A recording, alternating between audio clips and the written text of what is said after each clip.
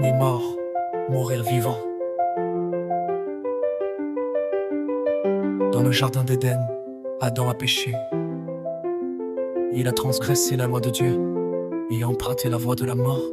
Il a semé la mort et la mort spirituelle a pris possession de lui et de toute l'humanité en lui. Tous meurent en Adam, tous sont morts, car sont morts en Adam. Toute l'humanité est morte, séparée de Dieu, porte en elle la nature pécheresse, un fardeau lourd. Il faut retrouver la vie, il faut renaître pour hériter le ciel. Il faut connaître la vérité.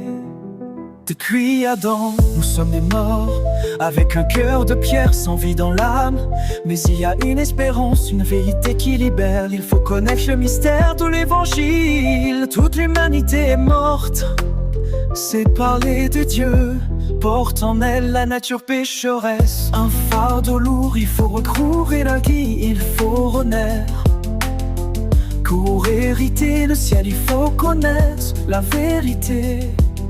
La vérité nous affranchit, elle nous libère de l'ignorance et de la peur. Il faut chercher, il faut trouver la connaissance de Dieu pour être sauvé.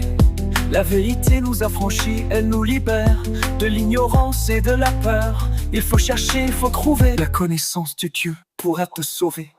Toute l'humanité est morte, séparée de Dieu, porte en elle la nature pécheresse, un fardeau lourd. Il faut retrouver la vie, il faut renaître pour hériter le ciel, pour connaître la vérité.